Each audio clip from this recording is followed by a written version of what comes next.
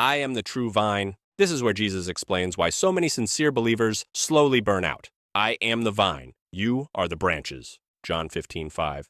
That line sounds gentle, but it's uncompromising. Branches don't negotiate their role, they don't reinvent themselves, and they don't survive independently. A branch has one job: stay connected. Jesus goes on. If you remain in me and I in you, you will bear much fruit.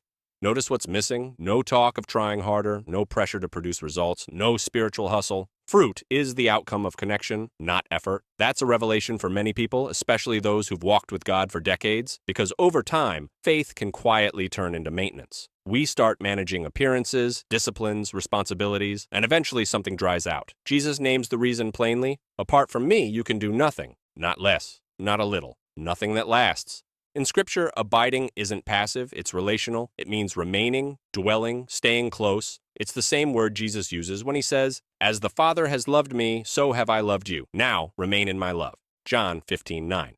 This isn't about proximity to religion, and it's closeness to him. And when that connection weakens, the symptoms show up. Faith feels forced. Obedience feels heavy. Prayer feels dry. Joy feels distant. We assume the answer is more effort. Jesus says the answer is reconnection. Later, John writes, "And so we know and rely on the love God has for us. God is love. Whoever lives in love lives in God, and God in them." 1 John 4:16. Love doesn't flow from discipline alone, it flows from presence. That's why Jesus also says, "He cuts off every branch in me that bears no fruit, while every branch that does bear fruit he prunes so that it will be even more fruitful." John 15:2.